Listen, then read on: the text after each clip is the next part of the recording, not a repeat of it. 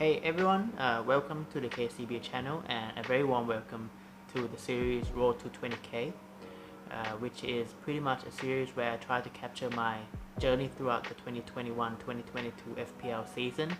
Basically what I'm trying to do is trying to get into the top 20k, which has been my personal ambition ever since I played the game. So yeah, what I try to do every week is I review how I did in the previous game week and I show my squad selection for the upcoming game week.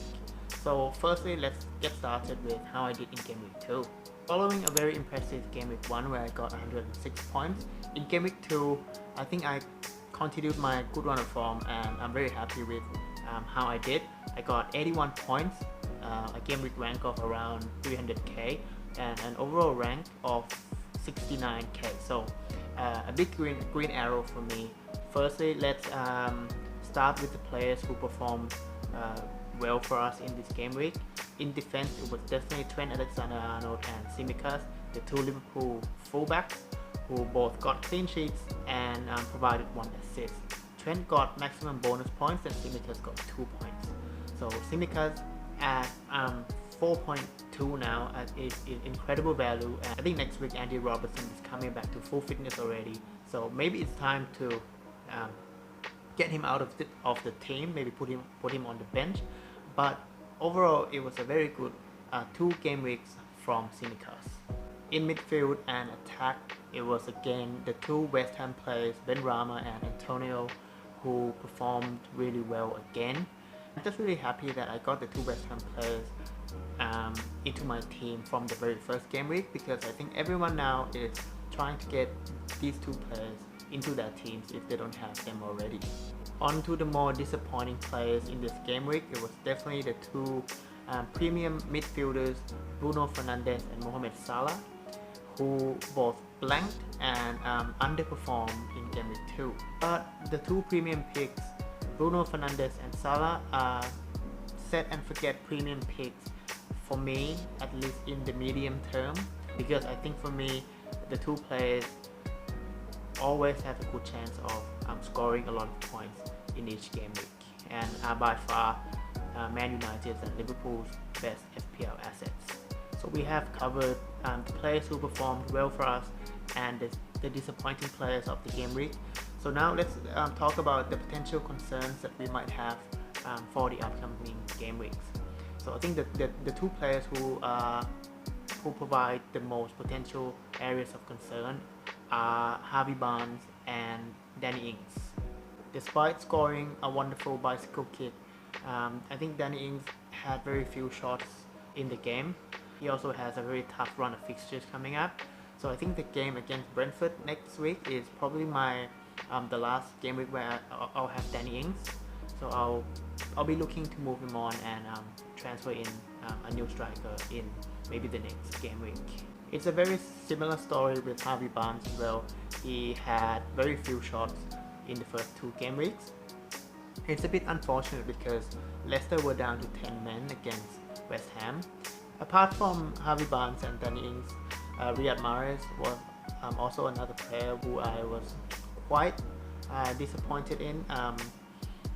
Despite coming on late in the game and scoring 1 goal, Mahrez isn't as nailed as I thought he would be, considering the injury to Kevin De Bruyne and Phil Foden. I thought Mahrez would start more games, but apparently I think maybe Pep Guardiola might prefer Gabriel Jesus on the right side. I think Mahrez just isn't going to be a good option for us anymore. So on that note, I think it's a good transition to my game week 3 squad selection, because what I want to do in game week 3 is transfer out Riyad Mahrez to Mbeumo from Brentford. Mbeumo or Mbeumo, I'm not sure how to exactly pronounce his name, but at 5.5 I think he could be a really good budget option for us. In the 2 game weeks, he played the most advanced role in the Brentford attack, even more advanced than Ivan Toney. I really want to attack his next 3 fixtures where he plays Aston Villa, Brighton and Wolves, and after that I think he has a tougher run of fixtures. So from maybe game week 6 onwards we'll have to make some adjustments.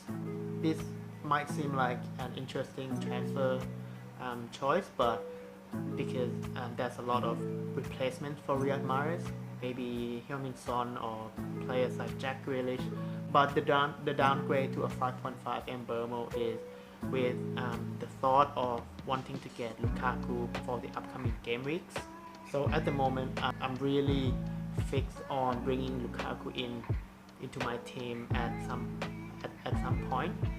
I'm still in the process of deciding whether I want to get him in straight away in game week 4, or I might want to wait until game week 7 where Lukaku has a nicer run of fixtures, and in game week 4 I could do maybe Danny Ings to players like Dominic Calvert-Lewin, who has good fixtures in this period, before transferring him out for Lukaku in game week 7.